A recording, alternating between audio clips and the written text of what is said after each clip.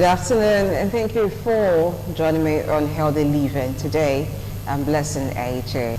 When it comes to health, everyone wants to be healthy, everyone wants to enjoy good health, but little do some people realize that the choices they make on a daily basis can determine how healthy they can be. Oh yes, according to WHO, 1.4 billion people are at risk of conditions due to lack of exercise. And that's why today we'll be talking about exercise. How often do you exercise? Do you even exercise at all? Do you see the need? Do you even see the relationship between exercising and staying healthy? There's someone here who is an exercise expert. We're talking about the benefits of exercise to the human body. But first, let's watch this report on depression. Now, today is World Suicide Prevention Day. And we know that one of the reasons, one of the causes of suicide is depression. Some persons, when they're depressed, and they just think about ending it all and taking their lives. Now, when you watch this report, you understand why you need to pay attention to how you feel, your mental health and your overall health. If you feel depressed, talk to someone about it before it gets too late. After the report, you will meet my exercise expert. Don't go away.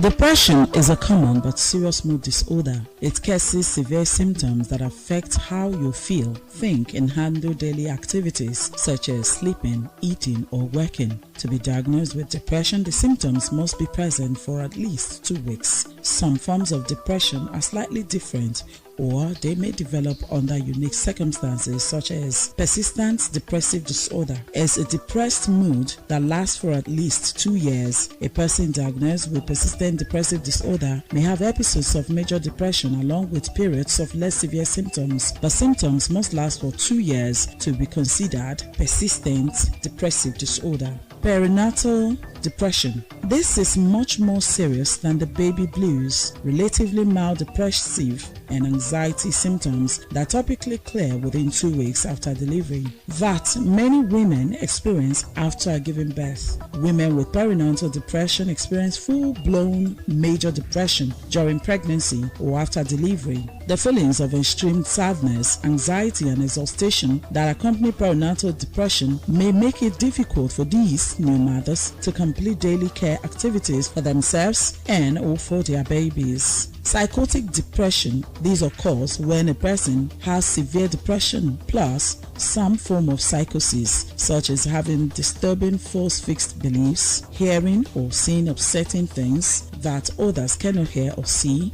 The psychotic symptoms typically have a depressive theme, such as delusions of guilt, poverty, or illness. Seasonal affective disorder. This is characterized by the onset of depression during the winter months when there is less natural sunlight. This depression generally lifts during spring and summer. Winter depression, typically accompanied by social withdrawal, increased sleep and weight gain, predictably returns every year in seasonal affective disorder. Bipolar disorder. This is different from depression, but it is included in this list because someone with bipolar disorder experiences episodes of extreme low moods that meet the criteria for major depression, called bipolar depression. But a person with bipolar disorder also experiences extreme high, euphoric or irritable moods called mania, or a less severe form called hypomania. Examples of these types of depression disorder. If you have been experiencing some of the following signs and symptoms nearly every day for at least 2 weeks, you may be suffering from depression. Persistent sad, anxious, or empty mood, feelings of hopelessness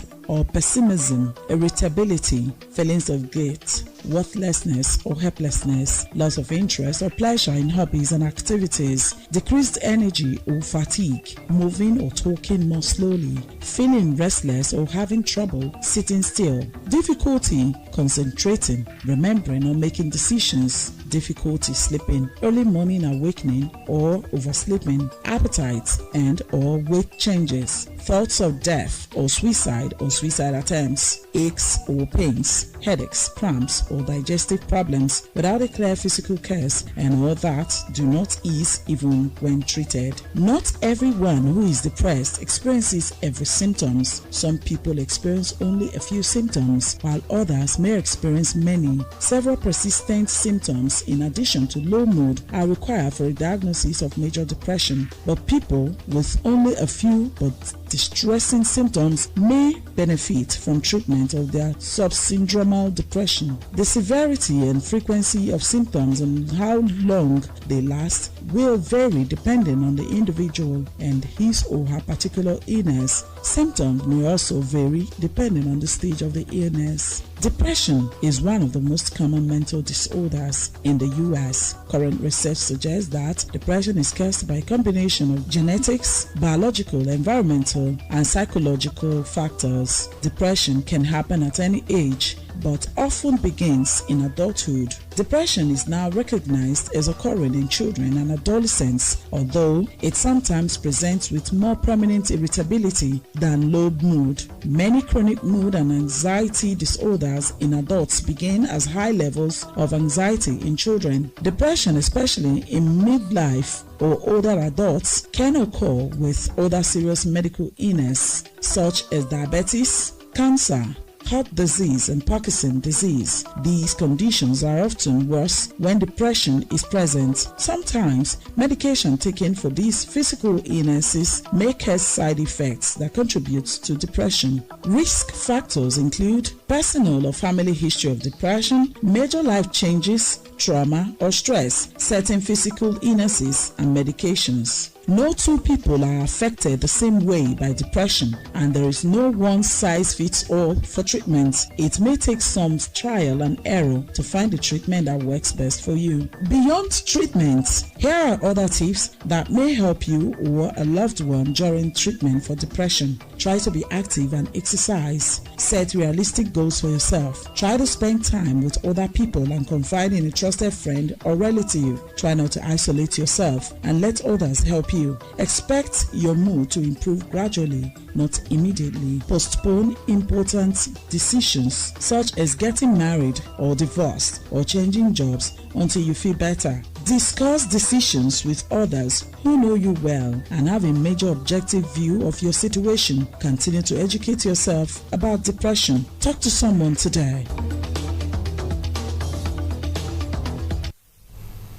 Many thanks for staying with us on Healthy Living. You just watched the report on depression. Yes, it's important that we take care of our mental health. Now, part of what will help us take care of that, I've been talking with an expert, an exercise expert. So he has whispered to me is that exercise can also help take care of depression. But he has lots and lots of info to give to you about exercise. Thank you, Rashidi Akiri, for joining me on Healthy Living. Thank you very much. Exercise. When we hear exercise, what does it mean to exercise? Yes, I think exercise is one of those activities that man engages in with the sole objective of staying healthy. Because the general perception is to keep fit, to stay fit. But when you are looking at it on a broader perspective for healthy living, and it's like a gift to humanity, looking at the nature of our lives today. Okay. Science and technology has increase the sophistication of our lives. We practically don't do anything when compared with the earlier generations. Farm work, dance at the village squares, all of these things were activities that went a long way to see that man was healthy vis-a-vis his diet. But today, machines has taken a lot of those things from us. Even when we farm these days, it's not as rigorous as it used to be. Yeah. Now, white-collar jobs has taken over our economic activities. You now see today we do more of sitting down, which is sedentary, than actual work. All of these things, in the long run, actually impact on our lives, on our health. So exercise comes in to fill that vacuum for us to stay healthy. Okay, now what benefits do we stand to gain from exercise? Yes, you see, the idea of health generally to the ordinary man is, as far as I can get up in the morning, take my bath, get my bag, and go attend to whatever activities I have to do for that day. But it goes beyond that. Your health goes beyond just your physical body, your mental, how you interact with your fellow human beings is also part of your health. So all of these things have an overall effect on the health of an individual. So exercise is an activity that is not just limited to the physical being, but cuts across every aspect of our health. It's preventive in nature. With that at the back of our minds, you will understand that when you say the physical body, you are talking about the ability to move from one place to another without any fatigue or whatsoever.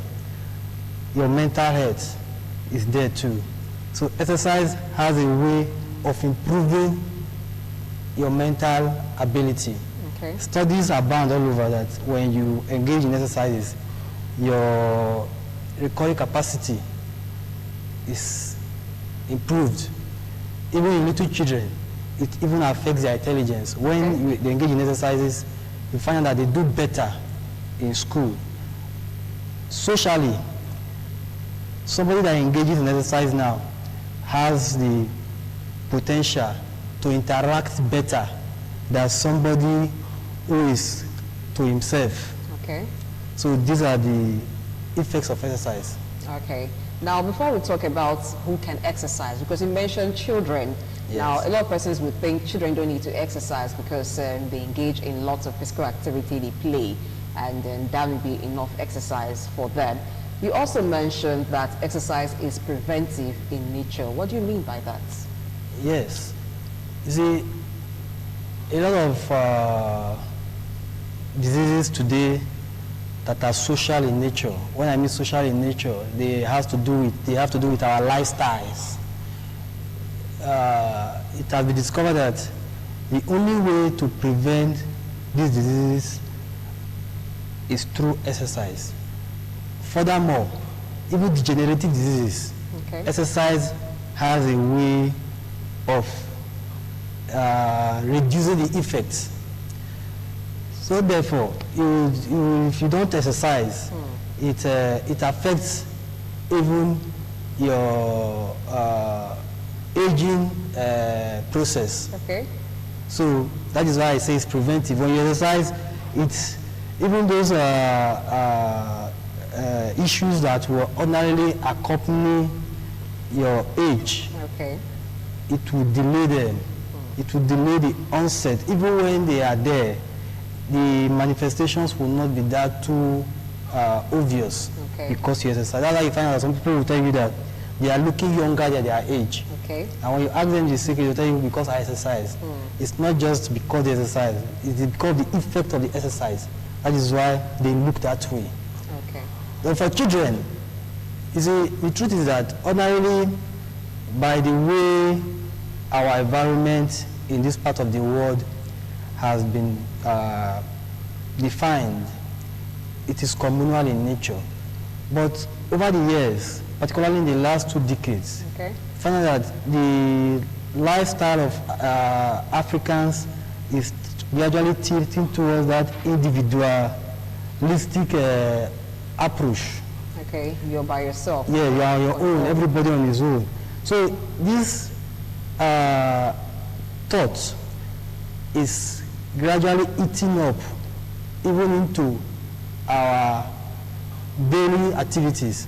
Today, most schools don't pay attention to games.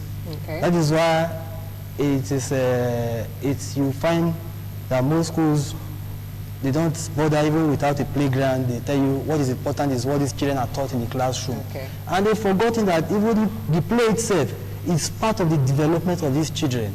Okay. So with that taken away from them, it becomes necessary that parents must pay extra attention to the exercising of their children, because the school, which is supposed to be the fountain for such activity, has taken it away from them. So you must create other avenues, because if not, these children grow up with a lot of malformations.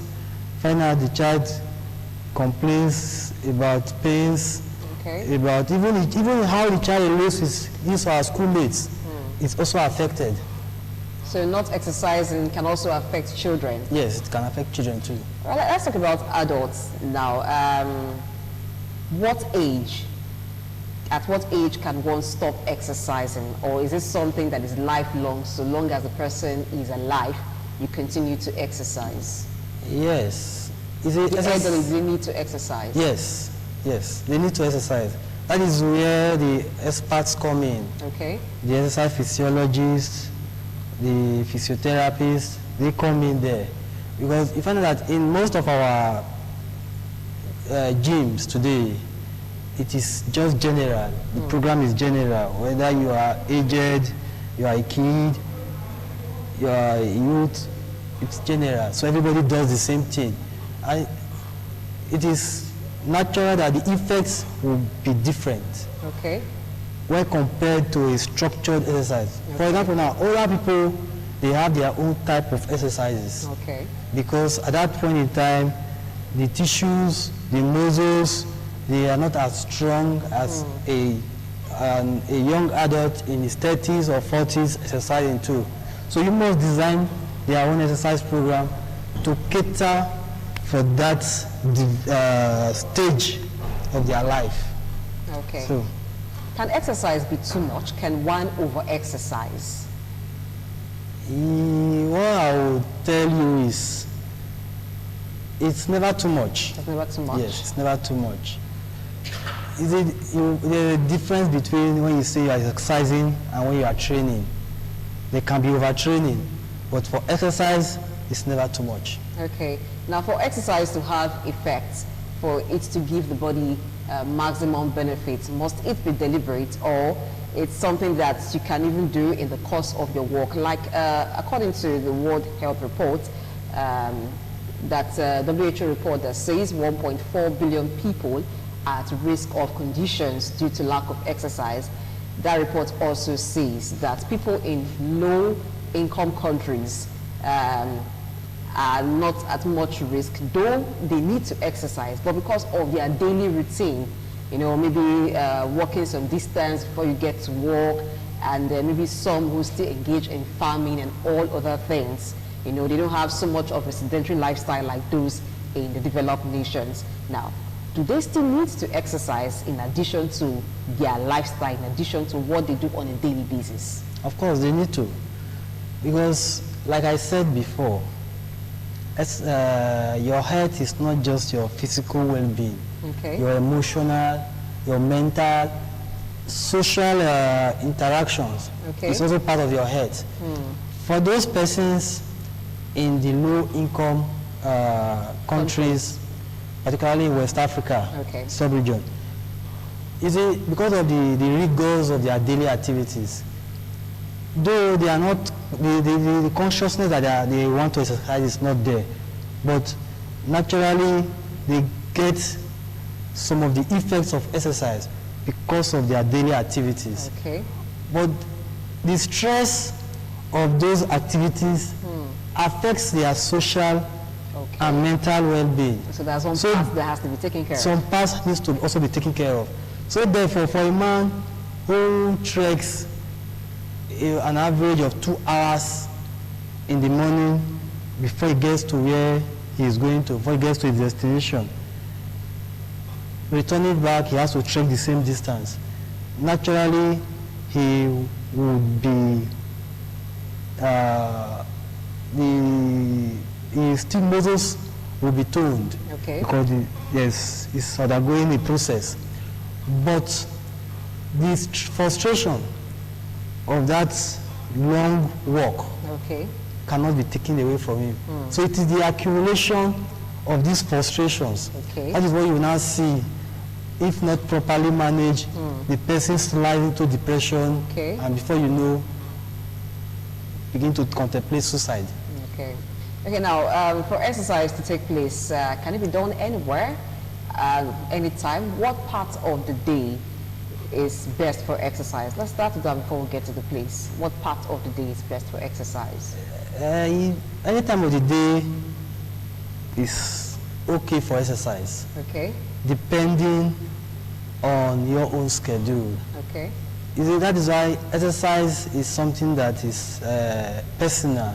Okay. You must take responsibility for it.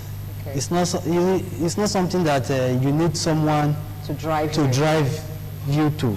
Okay. You must take responsibility that it is my responsibility to stay healthy, so I want to exercise. That is the only way you can begin to reap the benefits of exercising. Okay. So any time of the day is good for exercise. Although some studies have also informed us that exercising late in the evenings Okay. has some effects Okay. which are meritorious, but generally there is actually no hard rule as to when you can exercise. Exercise. Okay, now before we get to place of exercise, the number to call is on the screen right now. You can call in to ask Rashidi Akiri, who's an exercise expert, any question you want to ask as it concerns exercising. Okay, now, where can you exercise? Do you have to go to the gym to exercise, or in your own house you can exercise? Yes, exercise can be done in any place, at any time of the day. While you are at work, Really? While you're at work? you can even exercise. How? I'll tell you. You're supposed to, you are in your office, Okay. instead of sitting down for 2 hours, you could tell yourself, after 20 minutes, I get up, take a walk around, come back. Rather than calling on your secretary to help you get Okay. stuffs, why don't you just get up, take a walk? So movement can also help Okay. in that regard, provided you are not just sitting down in one place for a long time, getting yourself busy. While you are attending to somebody in your office, you are standing, instead of where you feel, because you feel it's necessary for you to stand, you can stand. But most of the time, because of this social consciousness, the messenger must always be at your beck and call. Okay. So some of those activities that you think the messenger should do, you can also do them. So Okay. it's also part of exercising. Even in your house, doing your daily chores. This recent development of housemaids Okay. has not helped in that regard. Okay. You could, Particularly women. yes, you Okay. could, even if you come back tired from the day's activities, you could still do some chores at home. Washing of the plates, washing of clothes, Okay. even sweeping. So it doesn't mean until you put on that canvas on a sport kit, that is when you begin to exercise. Even doing those house chores is also exercising. That is where the African traditional society stood out. Because you find that in the African setting, nobody is left out. Everybody is busy. So subconsciously, they were also exercising. Okay. Now, group exercise, does it have benefits when you exercise in group? Does it have more benefits than when you exercise alone? And if it does, what are some of the benefits? Yes, the benefits of group exercise is relative. Okay. For persons who need to be motivated by the presence of other persons, okay for them. For some other persons, though they can exercise with group, but if they feel exercising alone because of their schedule, because of their daily routines, is what is best for them. It's also good, provided you are doing something. That is the idea. So whether you are doing it in a group or individual, it doesn't matter. What matters is the results. Okay. Now, we've been able to establish in the course of the show that exercise is preventive in nature. It helps prevent certain conditions. Yes. Now, let's talk about when certain disease or health conditions have already set in. Now, in what way can exercise help them? Take, for instance, hypertension. Yes. For people who are hypertensive, it is always advisable that they do a routine medical checkup vis-a-vis exercising. Okay. And for those category of persons, you don't just start exercising. That's where the experts come in, the exercise physiologists and the cardiologists. They will have to look at you from the recommendation of the cardiologist or the physician. The exercise physiologist would not know, because just hypertension is in different stages. Okay. So it not depends on the recommendation of the physician. That will not determine the kind of exercise that will be designed for you. So if you feel because you are hypertensive and somebody said, okay, you need to exercise, then just put on your canvas and start running or jogging or engaging in strength training activities, you are not helping yourself. Okay. You must meet the experts, the exercise physiologist and the physician. They will know because of the stage of hypertension, they will not know how to design the exercise that will be suitable for that individual. Okay, so it's not something that you can design for yourself. No. You need to consult Yes. both of them. Okay, now let's talk about weather condition. Let's look at weather condition. In Nigeria, we know we have two kinds of weather. It's either raining or it's the dry season. So now we're in the rainy season. Are there exercises that are more beneficial in certain weather conditions than others?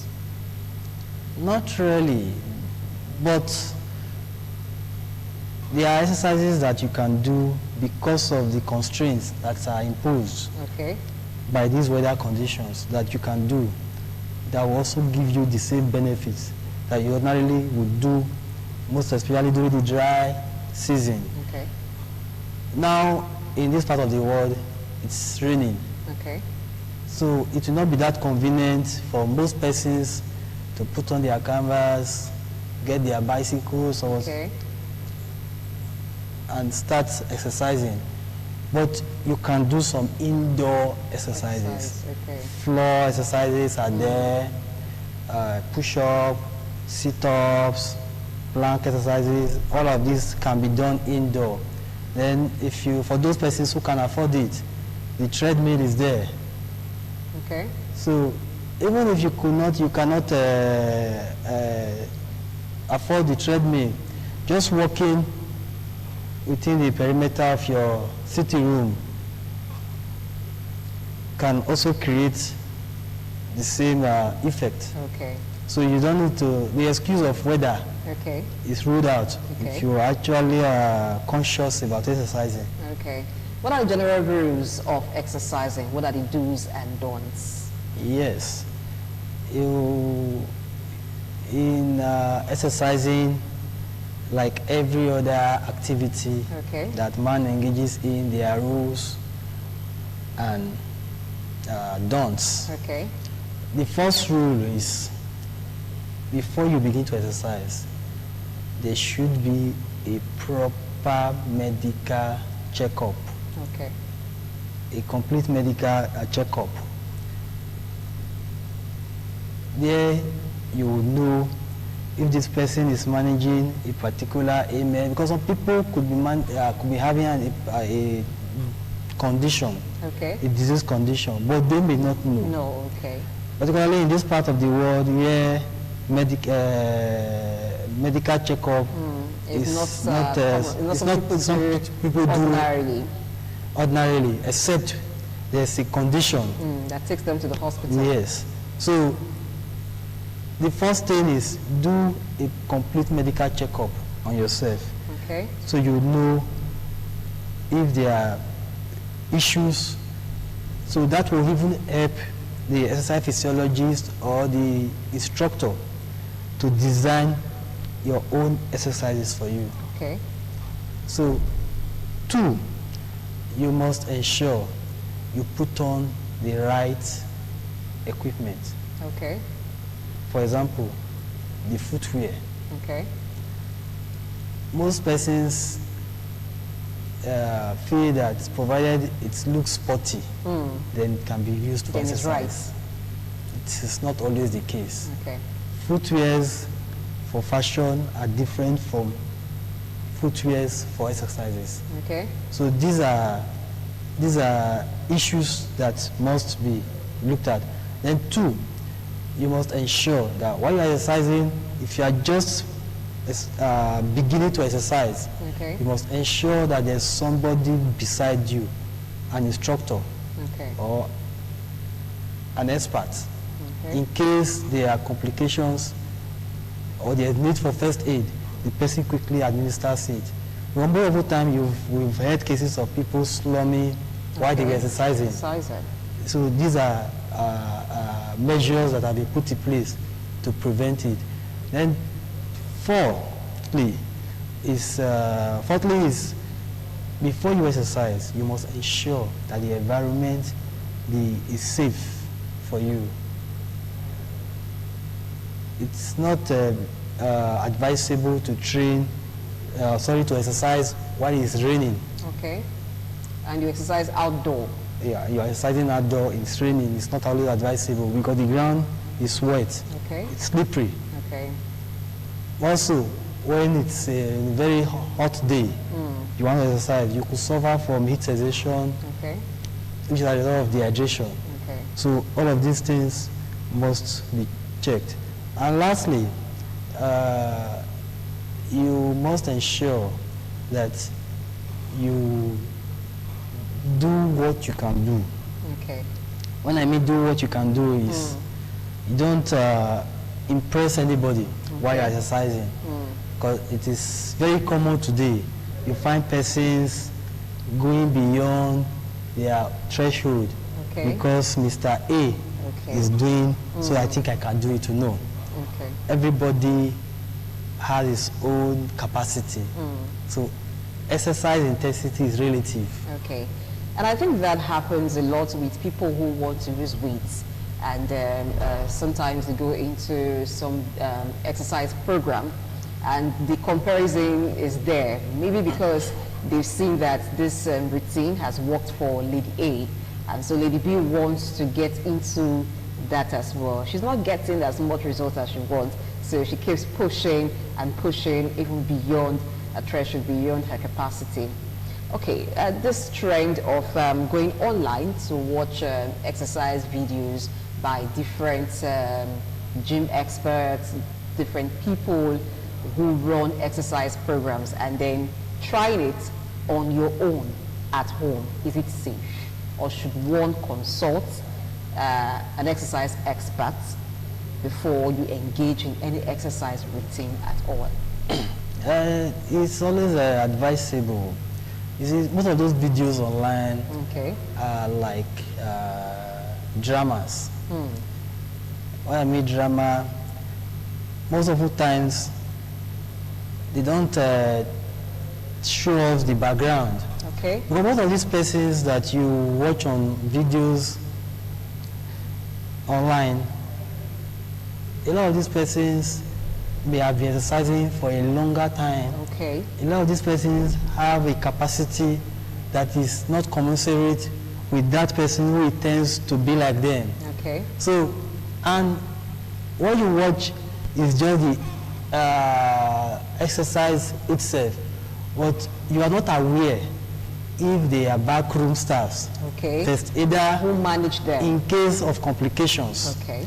So these are issues that must be put into consideration before wanting to try out these videos on your own. So it's always advisable that even when you watch, Okay. you will still consult an expert and ask, can I do this Okay. on my own? Is this okay for me to try?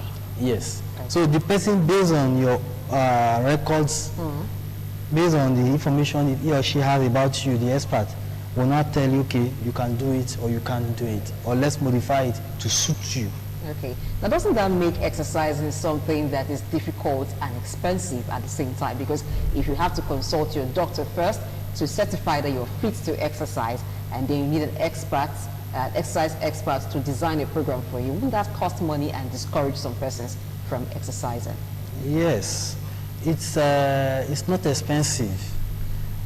At the same time, it's not cheap. Okay. Can you explain both? It's not Yes. expensive, it's not cheap. What I mean, it's not expensive. If you walk up to a doctor, for example, a lot of persons, usually the consciousness that everything must be monetized Okay. has influenced our thinking, that we now believe that just a consultation with a doctor on how or what I need to exercise, Okay. you feel, okay, it's going to cost so much. Even if it's going to cost money, but it's not as expensive as you would think it is. Okay. Because most persons, most medical practitioners are willing to even render these services. Okay. Because the truth is that the first thing is you want to serve humanity. Okay. Even the exercise experts, they want to also serve humanity. So it is not as expensive as you think. Okay. And another thing we must understand is that in all of those, in those countries, they have institutions, they have structures in place that take care of these issues, that monitor the exercise. If, for example, in America, there is a yearly report of the exercise capacity of Americans. How many young adults are exercising every year, how many children, there are reports about it. That is why they have the exercise council. Okay. But in this part of the world, we don't have that. So what the best you could do is look for experts around, exercise physiologists, or most common are those who did physical education. Okay. They have also been trained along that direction. Or even people who did health education, they can also advise in that regard. So it's not expensive like you think. Most people are willing to give that advice for free. Okay. All right. If you are watching, I know on the screen you're seeing effects of diet and exercise on the human body. Yes, that's because we were supposed to have a dietitian here with Rashid Uyakiri to also talk about the aspect of diet, how it interplays with exercise to benefit the body. But don't worry, in our subsequent edition, we'll bring someone that will talk about diets. Now, we have an exercise expert in the house. Before we go, what are those easy exercise one can do that maybe you may not necessarily need a doctor to confirm that you are fit for them? You know, something that is not harmful to the body and one can do on a daily basis. Because we know that as much as you have said that it is not expensive, it is not cheap. Yes, there are still persons who may find it difficult, like, I have to go to the hospital. No, I need to consult this, consult that. Since it's not something I can on my own do, why bother? Okay. There are a lot of exercises that you can do on your own. But why we recommend doing a medical checkup first. Okay. The most common checkup that is always advisable is your blood pressure. Okay. Your blood pressure. So it's something that is not expensive to get. You can do it anywhere. Okay. So 4 exercises are there. Even just walking. Okay, walking. Yes. Sometimes you want to take your vehicle to work. It's okay. Today let me drive my vehicle, let me go on the public transport.